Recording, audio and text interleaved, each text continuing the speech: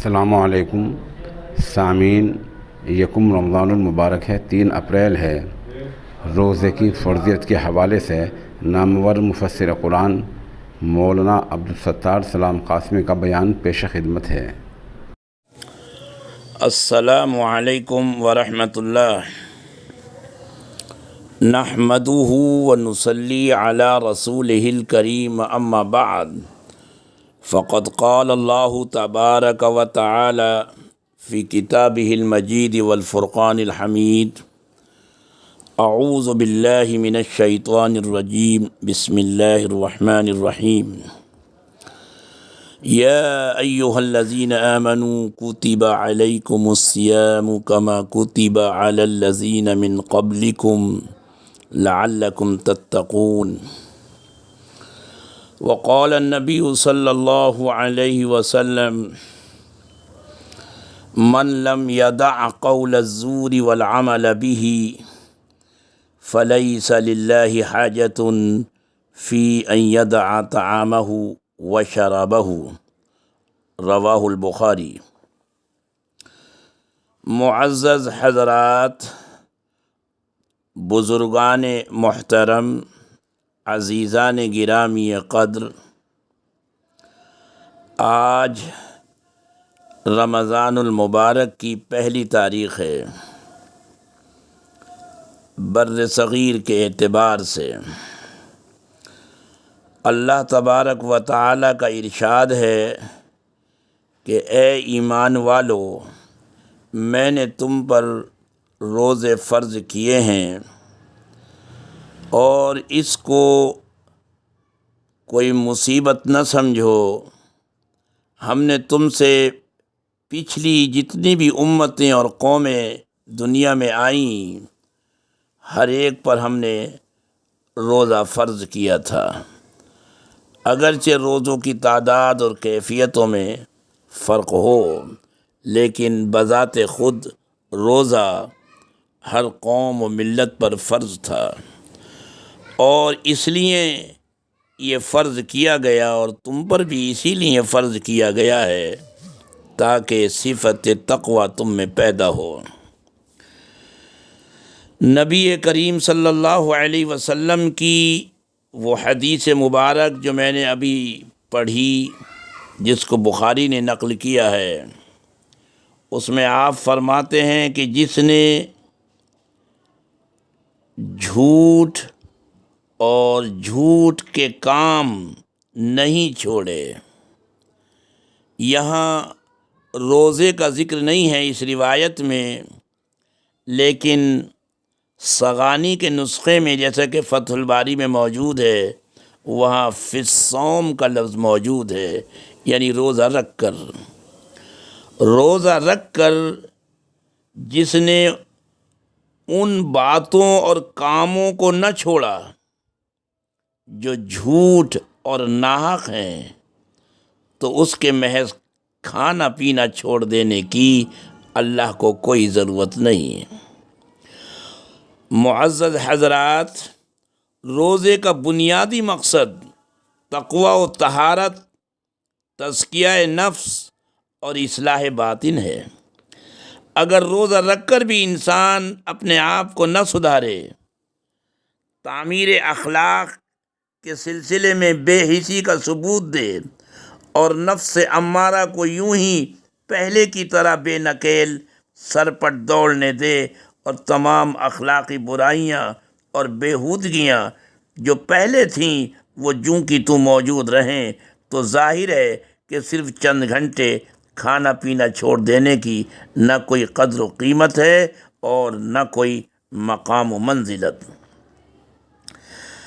اس حدیث میں لفظ زور کا تذکرہ ہے، اور زور سے روزے دار کو سختی کے ساتھ بچنے کی ہدایت ہے۔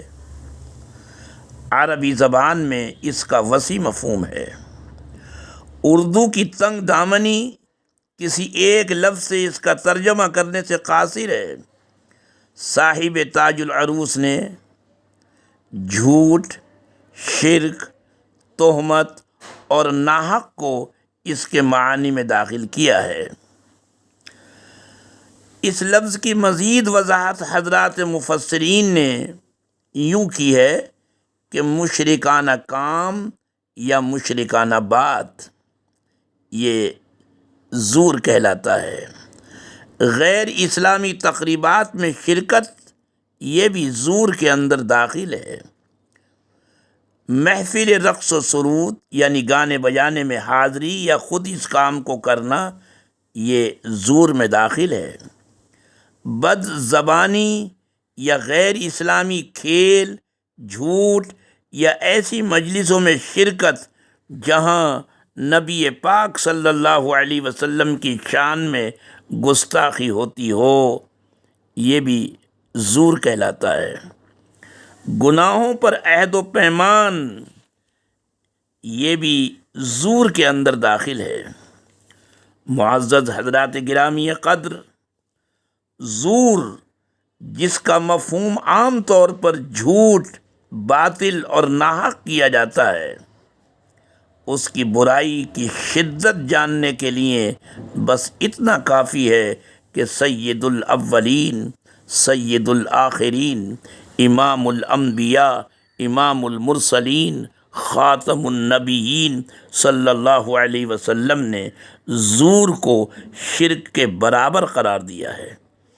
چنانچہ علامہ ابن کثیر نے اس سلسلے میں یہ روایت نقل کی ہے کہ عن ایمن بن خریم قال قال رسول اللہ صلی اللہ علیہ وسلم خطیبا فقال یا ایہا الناس عدلت شہادت الزور اشراکا باللہ ثلاثا ثم قرأ فاجتنبوا قول الرجس من الاوثان واجتنبوا قول الزور۔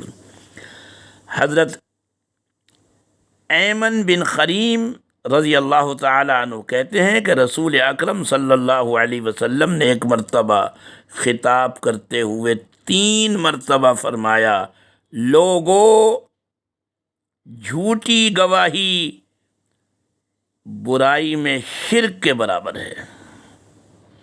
جھوٹی گواہی کی برائی اتنی ہی ہے جتنی شرک کی ہوتی ہے۔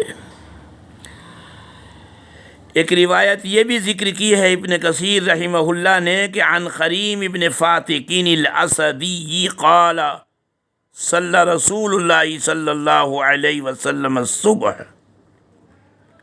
نبی پاک صلی اللہ علیہ وسلم نے صبح کی نماز پڑھائی۔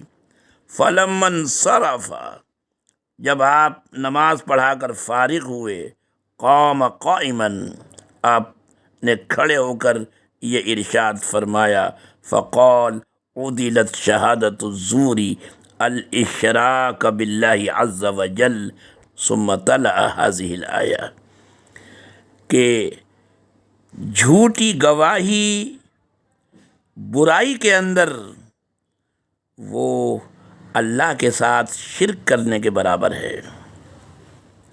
حضرت عبداللہ ابن مسعود رضی اللہ تعالی عنہ کی بھی ایک روایت اسی طرح کی ہے۔ حضرت ابی بکرہ رضی اللہ تعالی عنہ، ان کی بھی ایک روایت اسی طرح کی ہے۔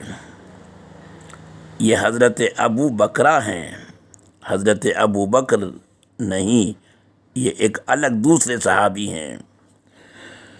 تو زور کے تحت کون کون سی چیزیں ممنوع اور حرام ہیں، اس کے لیے اصحاب علم و فضل، مفسرین و محدثین نے اپنی کتب میں جو عنوانات لگائے ہیں اس روایت کو نقل کرنے کے لیے، ان پر توجہ دیں اور غور فرمائیں کہ امام ترمذی اس روایت کے لیے یہ عنوان قائم کرتے ہیں کہ روزے میں غیبت سے سخت نکیر۔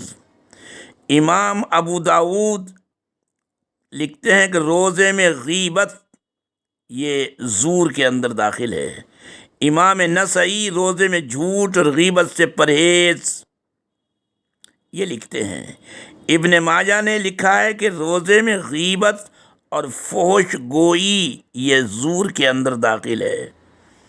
ابن حبان نے لکھا ہے کہ روزے کی تکمیل کے لیے تمام ممنوعات، جن جن چیزوں سے منع کیا گیا ہے ان تمام چیزوں سے پرہیز ضروری ہے، یعنی محض کھانے پینے اور جنسی اختلاط مباشرت سے دوری ناکافی ہے۔ علامہ بدر الدین عینی فرماتے ہیں کہ اس روایت میں من لم یدع قول الزور والعمل به کے ساتھ ساتھ بعض روایات میں والجہل کا لفظ بھی آیا ہے، من لم یدع قول الزور والعمل به والجہل۔ چنانچہ خود امام بخاری نے الادب المفرد میں اور امام نسائی، ابن حبان اور امام ابو داود نے الجہل کی روایت کی ہے، جس سے تمام قسم کے گناہ مراد ہو سکتے ہیں۔ بہرحال اللہ تعالی کہنے والے اور سننے والوں کو سبھی کو روزے کا جو حقیقی مقصد ہے، اصلاح باطن، تقوی، تمام ہر قسم کے گناہوں سے احتیاط، پرہیز، اس کی توفیق ارزانی کہنے والے کو بھی اور سننے والوں کو بھی عطا فرمائے، آمین۔ وآخر دعوانا ان الحمد للہ رب العالمین۔